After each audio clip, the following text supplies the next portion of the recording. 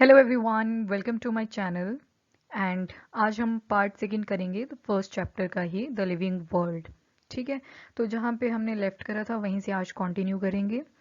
तो first of all, जितने भी ऑर्गेनिजम्स हैं they are vast in number, बहुत ज़्यादा नंबर है। और कितना नंबर है वो भी देख लेते हैं। That is around 1.25 million. तो इतनी स्पीशीज़ आपको देखने को मिलेंगी थ्रू आउट द वर्ल्ड। ठीक है, और क्या क्या पढ़ेंगे हम डाइवर्सिटी में। एक तो मॉर्फोलॉजी कैसी है, एनाटमी कैसी है। ठीक है, मॉर्फोलॉजी मतलब external study, external. Alright, and then anatomy मतलब इंटरनल स्टडी। कोई भी ऑर्गेनिज्म हो सकता है, ह्यूमन भी ले सकते हैं इस केस में हम, और प्लांट भी ले सकते हैं, कोई भी एनिमल। तो morpho is about external study and anatomy is about internal study. Habitat, habitat मतलब जहाँ पे कोई ऑर्गेनिज्म रहता है, place where any organism live. ठीक है, और हैबिट इज अबाउट बिहेवियर, किसी भी ऑर्गेनिज्म का बिहेवियर कैसे है, पर्टिकुलर कंडीशन में कौन सा ऑर्गेनिज्म किस तरह से बिहेव करता है, तो दैट इज योर हैबिट। उसके बाद टोटल नोन ऑर्गेनिज्म हमने देख लिया, that is around 1.25 million. So MCQ के पर्सपेक्टिव से दैट इज वेरी इंपॉर्टेंट कि कितनी स्पीशीज जो हैं अभी तक नोन है, दैट इज अराउंड 1.25 मिलियन। ठीक है, उसके बाद पास्ट ऑर्गेनिज्म, ये एक बेसिक सी डेफिनेशन है, आपको पता होनी चाहिए।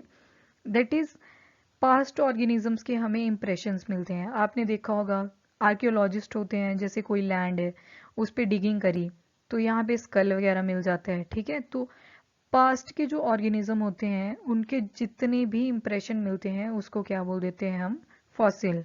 क्या बोलते हैं, फॉसिल्स। और अगर माइक्रो ऑर्गेनिज्म की बात करें, मतलब माइक्रो लेवल पे बहुत ही छोटे, दैट इज माइक्रो फॉसिल। ठीक है, उसके बाद हम देखेंगे कुछ टर्मिनोलॉजीज। तो फर्स्ट टर्म जो है दैट इज सिस्टेमैटिक्स। तो किसने ये टर्म क्वाइन करी थी, किसने इसको डिफाइन करा था, दैट बिकम मोर इम्पॉर्टेंट। तो सिस्टेमैटिक्स को डिफाइन करा था सिम्पसन ने। तो this is very important from the entrance perspective. ठीक है, नीड में ये डायरेक्ट पूछा जाता है कि किसने कौन सी पर्टिकुलर टर्म डिफाइन करी थी। तो यहाँ पे सिस्टेमैटिक्स पढ़ रहे हैं, तो इसको किसने डिफाइन करा था, सिम्पसन। ऑलराइट, उसके बाद फीचर्स देख लेते हैं कि सिस्टेमैटिक्स के अंडर आता क्या है, बेसिकली हमें पढ़ना क्या है। तो you have to focus only on the one word, जो कि है, एक तो डाइवर्सिटी के बारे में पढ़ेंगे, बट किसके बारे में, कंपैरेटिव स्टडी रहेगी, कंपैरेटिव एंड इवोल्यूशनरी स्टडीज। ठीक है, तो that is under the systematic. फिर आगे टेक्सोनॉमी आएगा, तो you have to remember this word, comparative and evolutionary study. तो दिस इज वेरी इंपॉर्टेंट, यहीं से डिफरेंशिएशन होती है between systematics and your taxonomy. तो टेक्सोनॉमी का आगे कॉन्सेप्ट है, वहीं पे डिटेल करेंगे। तो किस बेसिस पे आप इसको कंपेयर करोगे, किस बेसिस पे आप इसकी इवोल्यूशनरी स्टडी करोगे, that is on morphology, that is your external study. Anatomy, that is your internal study. Again habitat, जहाँ पे कोई भी ऑर्गेनिज्म रहता है, प्लेस वेयर इट लिव। और हैबिट मतलब बिहेवियर। ठीक है, तो आगे देखते हैं। अब जैसे ये मैंने यहाँ पे पिक्चर लगाई है, दिस इज आई। ठीक है, दिस इज आई, ये मॉर्फोलॉजी है। मॉर्फो, बाहर से आपको कैसी दिख रही है आई, तो that is your morphology. But अगर मैं इसका इंटरनल स्ट्रक्चर देखूं, दैट बिकम्स एनाटमी। क्या बन जाती है वो, एनाटमी। तो ठीक है, उसके बाद बेसिक्स देख लेते हैं, कौन सी टर्म्स हैं that are very important in systematics. Number one is characteristics.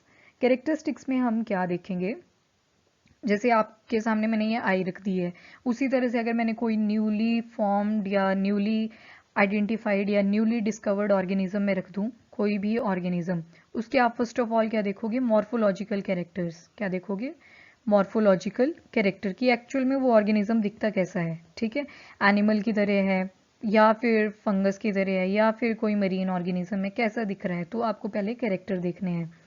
Alright, उसके बाद आप सेकेंड चीज देखोगे, आइडेंटिफिकेशन। अब उसको आपने देख लिया, ठीक है, आपको मान लिया वो फिश की तरह लग रहा है, ठीक है, फिश। तो आप अब फिश के साथ उसके कैरेक्टर को मैच करोगे, और अगर सारे कैरेक्टर मैच कर जाते हैं तो आप उसको उसी ग्रुप में रख दोगे। ठीक है, दैट इज योर आइडेंटिफिकेशन। उसके बाद आती है क्लासिफिकेशन। अब क्लासिफिकेशन में क्या है, जो ग्रुप है उसकी भी फर्दर क्लासिफिकेशन होगी। ठीक है, जिस ग्रुप की जो भी क्लासिफिकेशन है, कौन सी क्लासिफिकेशन में वो सूट कर रहा है, क्लासिफिकेशन 1, क्लासिफिकेशन 2, क्लासिफिकेशन 3, तो वहां पे उसको हम प्लेस कर देंगे, ठीक है, 1 2 3 एक में प्लेस करेंगे, ठीक है, that comes under the classification. उसके बाद आता है नॉमेनक्लेचर। अब उस स्पीशीज को उसके कैरेक्टर देख के हम उसको एक नाम देंगे, ठीक है, दैट इज द नॉमेनक्लेचर। अब आती है हमारे पास that is taxonomy, second terminology है। टेक्सोनॉमी का अगर मीनिंग देखें लेमन लैंग्वेज में बिल्कुल, तो ये ग्रीक वर्ड से ओरिजिनेट हुई है, दैट इज टेक्सेस, टेक्सेस, ठीक है। टेक्सेस का क्या मतलब होता है, अरेंजमेंट। तो इसको किसने डिफाइन करा था डी कैंडोले ने, ठीक है। डी कैंडोले जो थे उन्होंने इनको डिफाइन करा टेक्सोनॉमी को, और जो सिस्टेमैटिक्स थी उसको किसने डिफाइन करा था, सिम्पसन। तो ये साइंटिस्ट के नेम अगेन वेरी इंपॉर्टेंट। तो सिम्पसन ने डिफाइन करा सिस्टेमैटिक्स, बट अगर टेक्सोनॉमी देखूं तो किसने डिफाइन करा है, डी कैंडले, ठीक है। अब इसकी डेफिनेशन, जो कि बहुत बड़ा डिफरेंस है बिटवीन द टू, सिस्टेमैटिक्स और टेक्सोनॉमी के बीच में। तो इसमें क्या होता है, बेसिकली एक अरेंजमेंट है ये। तो ये क्या बताएगा हमें normally, that is identification, nomenclature और क्लासिफिकेशन ऑफ ऑर्गेनिज्म। कैसे हम उसको ऑर्गेनिज्म को आइडेंटिफाई करेंगे, कैसे उसका नाम रखेंगे, कैसे उसकी क्लासिफिकेशन करेंगे। So that comes under your taxonomy. But हमने इन चीज़ों में कंपैरिजन और उनकी अगर हमें इवोल्यूशनरी स्टडी कैसे वो चेंज हुई हैं, तो वो सारे किस में आते हैं, अंडर सिस्टेमैटिक्स, ठीक है। Then comes to the father of taxonomy कौन है, तो हमारे Carolus Linnaeus. This is again very important, Carolus Linnaeus is the father of taxonomy. तो अब दो टाइप की टेक्सोनॉमी होती है, एक होती है क्लासिकल, दूसरी होती है हमारी मॉडर्न, ठीक है। तो क्लासिकल के फीचर देखें तो फर्स्ट फीचर इज मॉर्फोस्पीशीज, मतलब इसमें जो भी हम स्टडी करेंगे that is about the morphological character, बाहर की अपीयरेंस कैसी है, तो that comes under the classical taxonomy. उसके बाद आती है हमारी बायोलॉजिकल स्पीशीज। बायोलॉजिकल स्पीशीज में क्या रहेगा कि जितनी भी डिटेल आप उसके बारे में पढ़ सकते हो फ्रॉम मॉर्फोलॉजी टू एनाटमी, तो वो सारी किसके अंडर आएगी, अंडर मॉडर्न टेक्सोनॉमी। तो this is the first basic difference. And then comes to the second, that is typological concept in case of the classical taxonomy. अब ये typological concept क्या होता है, तो इसको पहले एक बार समझ लेते हैं। मान लो ये टोटल पॉपुलेशन है, this is the total population.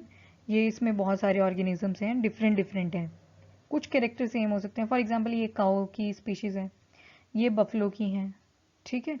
तो टाइपोलॉजिकल कॉन्सेप्ट में मैं क्या करूँगी, मैंने देखा कि काऊ की भी 4 लेग्स हैं, बफलो की भी 4 लेग्स हैं, ठीक है, और इसमें भी टेल प्रेजेंट है, इसमें भी टेल प्रेजेंट है। तो मैंने क्या किया, बस ये 2 ऑर्गेनिज्म पढ़े, बाकियों को मैंने देखा ही नहीं, बिकॉज उनमें भी क्या था, 4 लेग्स प्रेजेंट थी। तो फ्यू इंडिविजुअल उठाए मैंने, फ्यू। जब बिल्कुल थोड़े ऑर्गेनिज्म उठा के हम उनकी स्टडी करेंगे, that comes under the typological concept. But अगर मैं मॉडर्न देखूं, दैट इज बायोसिस्टेमेटिक कॉन्सेप्ट। हमें प्रॉपर उसकी क्लासिफिकेशन करनी पड़ेगी, ठीक है, उसकी आइडेंटिफिकेशन, क्लासिफिकेशन, देन नॉमेनक्लेचर करना पड़ेगा, that comes under your biosystematic concept. Then third point is species is static. Static मतलब कोई चेंज नहीं है, ये माना जाता है in classical taxonomy. But in case of the modern taxonomy species are dynamic. तो स्पीशीज क्या रहेंगी हमारी, डायनेमिक। तो जब स्पीशीज डायनेमिक है मतलब वहाँ पे चेंजेस आ रहे हैं, कॉन्टिन्यूस चेंज है। तो क्लासिकल टेक्सोनॉमी में इवोल्यूशन की कोई स्टडी नहीं करी गई, बट इवोल्यूशन जो है वो अक्कर करता है इन case of the modern taxonomy. तो आप इसको याद रख सकते हो, क्लासिकल मतलब something which is old, modern मतलब समथिंग विच इज न्यू। तो that is all about the types of taxonomy. उसके बाद थर्ड कैटेगरी रहेगी, दैट इज योर नॉमेनक्लेचर, नामकरण जिसको बोलते हैं। ये मतलब आपको कोई भी प्लांट मिला है उसका आपको नाम रखना है। तो फर्स्ट ऑफ ऑल 2 टाइप के नाम होते हैं, कैसे कैसे, एक होता है कॉमन, एक होता है साइंटिफिक। मतलब नॉमेनक्लेचर रहेंगे 2 टाइप के, एक होता है आपका कॉमन, लोकली क्या बोलते हो आप उस चीज़ को, ठीक है, और एक होता है साइंटिफिक। साइंटिफिक मतलब साइंटिस्ट क्या बोलते हैं, जितने भी बॉटनिस्ट हैं, जूलॉजिस्ट हैं, माइक्रोलॉजिस्ट हैं, वो क्या उस पर्टिकुलर स्पीशीज को क्या नाम दे रहे हैं, तो that comes under your nomenclature. तो 2 टाइप के नाम हो गए, एक कॉमन, एक साइंटिफिक। अब first of all common name देखेंगे, कॉमन नेम क्या होता है। तो कॉमन नेम को हम वर्निकुलर नेम भी बोल देते हैं। इसके कुछ फीचर्स हैं, जैसे ये माइनर और मेजर कैरेक्टर्स पे प्रेजेंट है। अब यहाँ पिक्चर में देखो आप, ये ऑर्नामेंटल प्लांट है, इसका नाम होता है वैसे यूफॉर्बिया, यूफॉर्बिया, ठीक है, ये याद रखना, आगे भी इम्पॉर्टेंट है ये यूफॉर्बिया। तो ये मिल्क सिक्रेटिंग लेटेक्स बनाते हैं, मिल्क निकलता रहता है इनसे, एक मिल्की लेटेक्स निकलती है, तो इसलिए इसका नाम पड़ गया दोदक। बट अगर आप कॉमन नेम में देखोगे ना, वर्निकुलर नेम देखोगे, तो उसमें क्या होता है, जितने भी प्लांट्स हैं जो मिल्की लेटेक्स प्रोड्यूस करते हैं उनको बोल देते हैं दोदक, कि बिकॉज इससे मिल्क सिक्रीट हो रहा है तो इसको क्या बोल दिया, दोदक। तो this is the major disadvantage of common name as well, कि एक से ज़्यादा ऑर्गेनिज्म का एक ही नाम हो सकता है, तो इससे तो कंफ्यूजन क्रिएट हो जाएगी जब हम साइंस पढ़ेंगे, तो उसी वजह से साइंटिफिक नेम्स का कॉन्सेप्ट आता है।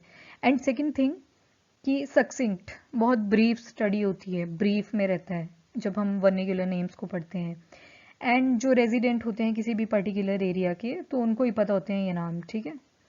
और उसके बाद आते हैं कि वर्निकुलर नेम हमारे बायोलॉजिस्ट क्यों यूज़ नहीं करते, why biologist don't use vernacular name. तो कुछ डिसएडवांटेजेस रहेंगी, बिकॉज एक तो ये सारी जगह एक ही नेम से पता नहीं होगा, ठीक है, एक पर्टिकुलर स्पीशीज के बहुत सारे नेम्स मिलेंगे अलग अलग लैंग्वेजेस में। अब जैसे इंडिया की बात करूँ, मैं इंडिया की बात करूँ, तो इंडिया में कितनी लैंग्वेजेस हैं, मोर देन 22 लैंग्वेजेस। तो अगर आप जैसे डॉग का एग्जांपल ले लेते हैं, डॉग को इंग्लिश में बोलते हैं, डॉग ही बोला ना, दैट इज़ इन यूके, ठीक है, डॉग। फिर उसके बाद हिंदी में बोलूँ तो कुत्ता बोल देते हैं, ठीक है। बट अगर मैं बंगाली में बोलूँ तो वहाँ पे बोलते हैं कुकुर, ठीक है। So this much of disparity, these are the common name. तो इसी वजह से जो वर्निकुलर नेम्स हैं वो यूज़ नहीं करते हैं जो हमारे बायोलॉजिस्ट होते हैं, ठीक है। उसके बाद सेकेंड थिंग, जो भी हमारे माइक्रो ऑर्गेनिज्म है आपने कभी उनका नाम नहीं सुना होगा बोलते हुए, ठीक है, तो that is also a disadvantage. फिर उसके बाद बोला कि अब जैसे मैंने एक एग्जांपल लिया है, यस्टरडे, टुडे एंड टुमारो। अब यहाँ पे पढ़ के तो लग रहा है यस्टरडे, टुडे एंड टुमारो मतलब दिन की बात कर रही हूँ, but this is the example of flower. एक फ्लावर है, दैट इज उसका साइंटिफिक नेम है ये ब्रॉनफिल्सिया हाइपोनिया। ये जो साइड में पिक्चर भी है, that is the yesterday, today, tomorrow, ठीक है। तो that is the example of vernacular name. अब यहाँ नाम देख के तो लग रहा है कि दिन की बात कर रहे होंगे, बट ये बेसिकली फ्लावर का नाम है, तो इस वजह से कंफ्यूजन क्रिएट होती है, ऑलराइट। उसके बाद आता है कि जो वर्निकुलर नेम है उनका इनकरेक्ट मीनिंग भी हो सकता है। अब जैसे जेली फिश देखी है आपने, स्टार फिश भी देखी होगी, जेली फिश कुछ इस तरह से दिखती है, इस तरह से होते हैं इसके टेंटेकल्स निकले हुए, ठीक है, ये जेली फिश होती है। And star fish quite similar to star, ये थोड़ा गड़बड़ हो गया, बस ऐसे दिखता है, ठीक है, बट ये फिशेज नहीं है, ठीक है, तो इससे इनकरेक्ट मीनिंग आता है। एंड नेक्स्ट पॉइंट इज, एक ही ऑर्गेनिज्म को डिफरेंट डिफरेंट नेम से जाना जाता है। जैसे वाटर लिली है आपका, तो जो वाटर लिली है उसके अराउंड 81 डच नेम्स हैं और फ्रेंच नेम्स 44। तो इतनी ज़्यादा डिस्पैरिटी क्रिएट हो जाती है, इसलिए जो बायनोमियल नॉमेनक्लेचर है दैट इज़ इम्पॉर्टेंट। और ये जो बायनोमियल नॉमेनक्लेचर का कॉन्सेप्ट था ये दिया था हमारे लिनियस ने, फादर ऑफ टेक्सोनॉमी थे ना जो, वही है ये कैरोलस लिनियस, ठीक है। उसके बाद इसको प्रोसीड करने से पहले आपको कुछ टर्म्स का पता होना चाहिए, जैसे ICBN, international code for botanical nomenclature. फिर ICZN, बस ICN का सारी जगह मीनिंग सेम रहेगा, दैट इज इंटरनेशनल कोड और nomenclature. B for botany, Z for zoological. उसके बाद जैसे यहाँ BAC लग गया, उसका बन जाएगा बैक्टीरियोलॉजिकल। एंड देन ICC आ गया ना एक और, इसका आ जाएगा cultivated plants. And then V लग गया तो वी का बन जाएगा वायरल। तो इसका स्क्रीनशॉट ले लें, and these are very important terms, क्योंकि आगे सीधा लिखेंगे ICBN के अकॉर्डिंग दिस जो भी स्टेटमेंट होगी, तो you should be aware about the full forms.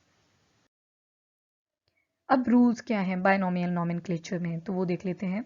एक एक तो ये बोलता है कि जितने भी, अब मैं जैसे आपको एक एग्जांपल से बता देती हूँ, मैंजीफेरा इंडिका। तो जितने भी साइंटिफिक नेम होंगे वो दो वर्ड से मिलके बने होंगे, दैट इज फर्स्ट वर्ड, ये जो फर्स्ट वर्ड है इसको हम बोलेंगे जेनरिक नेम, जेनरिक। एंड जो सेकंड वर्ड होगा उसको हम क्या बोलेंगे, स्पेसिफिक। और जो जेनरिक नेम होगा उसका फर्स्ट लेटर जो होगा that will be capital always, but जो स्पेसिफिक नेम होगा उसका जो होगा वो स्मॉल लेटर्स में लिखना है, ठीक है।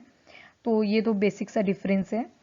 एंड देन जब भी आप साइंटिफिक नेम लिखो, अगर तो आप इसको जैसे टाइप कर रहे हो तो आप इसको इटैलिक्स में लिखोगे, बट अगर आप नोटबुक पे, जैसे मैं अभी यहाँ पे सिर्फ इसको राइट कर रही हूँ, तो मेरे को ये अंडरलाइन भी करना पड़ेगा।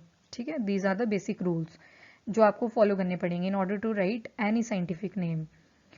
फिर उसके बाद नेक्स्ट पॉइंट, अगर मान लो किसी ने डिस्कवर करा, अब जैसे मैंजीफेरा इंडिका का ही एग्जाम्पल लूँ अगेन, मैंजीफेरा इंडिका, तो अगर मुझे इसका साइंटिस्ट का नाम लिखना है, किसने ये नाम दिया था, तो जैसे लिनियस ने दिया था, तो मैं एब्रीवेट करूंगी, बस इतना लिखूंगी और क्लोज कर दूंगी उसको। और मान लो लिनियस ने एक से ज़्यादा नाम दिए हैं, तो मैं रोमन में 1 2 3 जितने भी नाम दिए होंगे उसको रोमन स्क्रिप्ट में ऐड कर दूंगी। उसके बाद लैंग्वेज जो यूज़ है इसमें, दैट इज़ लेटिन। अब लेटिन लैंग्वेज के कुछ खास फीचर्स हैं जो आपको ध्यान में रखने हैं, आप नोट भी कर सकते हो साथ साथ में। जैसे एक तो ये डेड लैंग्वेज है। अब ये डेड लैंग्वेज क्या होती है? डेड लैंग्वेज का मतलब होता है ये किसी भी कंट्री की पर्टिकुलर लैंग्वेज नहीं है। मतलब इसको सारे जितने भी बायोलॉजिस्ट हैं थ्रू आउट द वर्ल्ड, एक मीटिंग हुई तो उसमें डिसाइड किया गया, neither we are using English, ना तो हम फ्रेंच यूज़ करेंगे, ना तो हम कोई और लैंग्वेज, इटालियन, कोई भी लैंग्वेज यूज़ नहीं करेंगे। We will make a new language जिसको नाम दे दिया लेटिन लैंग्वेज, जो कि एक डेड लैंग्वेज है, और उसी में ही सारे साइंटिफिक नेम्स दिए जाएंगे, और उसकी जो प्रोनाउंसिएशन होगी किसी भी पर्टिकुलर की वर्ड की, वो भी सेम रहेगी। अब बोलते कि सेम स्पेसिफिक नेम, अगर दो स्पीशीज के सेम स्पेसिफिक नेम है तो उसका जेनरा जो है वो डिफरेंट हो सकता है, बट सेम जेनरा की जो स्पेसिफिक नेम है वो, मतलब ये वाइस वर्सा नहीं होगा, this is the only direction. मतलब same specific name can have different genera, तो आप इसको एस एस से याद रख लो, same specific, but S G वाली कंडीशन नहीं होगी। ठीक है, जेनरा सेम नहीं होगा, तो you have to remember this statement as well. And then second comes to the two species belong to same genera can't have same specific, मतलब ये जो पिछली स्टेटमेंट थी उसी का ही रिवर्स है। और जैसे एग्जांपल दिया है यहाँ पे मिमोसा प्यूडिका, इसका साइंटिफिक नेम भी याद रखना है। टच मी नॉट होता है ना, जो छुई मुई भी बोलते हैं जिसको, तो that is the scientific name of touch me not, Mimosa pudica. Now what are the advantages of scientific name? Scientific name की क्या एडवांटेजेस हैं? तो एक तो सिंगल नेम, किसी भी पार्ट में चले जाओ वर्ल्ड के, वहाँ पे इसको एक ही नाम से जाना जाएगा। मतलब मैंगो को डिफरेंट लैंग्वेजेस में different different pronunciate, different different spellings हो सकती हैं, बट साइंटिफिक नेम जो होगा वो सेम रहेगा। देन स्पेलिंग्स में आप चेंजेस नहीं कर सकते हो। ठीक है, और स्पीशीज का जो नाम होता है, स्पेसिफिक नेम होता है, वो आपको उसके कुछ कैरेक्टर के बारे में भी बता सकता है। देन कॉम्प्रिहेंसिव है। ठीक है, एक नाम से ही आपको काफ़ी डिटेल मिल जाती है। और जितने भी ऑर्गेनिज्म जो न्यूली डिस्कवर्ड होते हैं, ठीक है, चाहे वो प्लांट स्पीशीज है, एनिमल स्पीशीज है, या कोई माइक्रो ऑर्गेनिज्म है, तो सभी को अपना एक साइंटिफिक नेम अटेन होएगा। उसके बाद आते हैं इंपॉर्टेंट साइंटिस्ट के नेम, ये बहुत इंपॉर्टेंट है फ्रॉम द एमसीक्यू पार्ट। और जैसे फादर ऑफ बायोलॉजी एरिस्टोटल ही हैं, एंड जूलॉजी के भी एरिस्टोटल हैं, बट बॉटनी के हैं थियोफेरिस्टस। ठीक है, एंड देन मेडिसिन के हैं हिपोक्रेट्स। अगर फादर ऑफ टेक्सोनॉमी, जो कि पीछे भी मैंने आपको बताया है, कैरलस लिनियस, ठीक है, जो कि बायनोमियल नॉमेनक्लेचर के भी फादर हैं। तो अगर मैं बात बोलूँ एक शॉर्ट में, तो डाइवर्सिटी ऑफ लिविंग ऑर्गेनिज्म, इस यूनिट का ये जो लिविंग वर्ल्ड वाला चैप्टर है ना, तो इसमें ज़्यादा रोल इन्हीं का है, कैरलस लिनियस। तो मैक्सिमम आपको क्या करना है, एक छोटा सा बॉक्स बना के इनकी जितनी भी वर्किंग है रिगार्डिंग द टेक्सोनॉमी वो राइट डाउन कर लेनी है।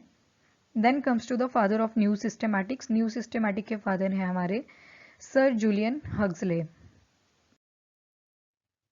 उसके बाद आती है हमारी जितनी भी इंपॉर्टेंट बुक्स हम लिविंग वर्ल्ड में पढ़ेंगे, वो सारी बुक्स यहाँ पे इंक्लूडेड हैं, इसका आप स्क्रीनशॉट लेके रख सकते हो, सो दैट आप जब भी फ्री हो तो उसको एक बार रिवाइज कर लो।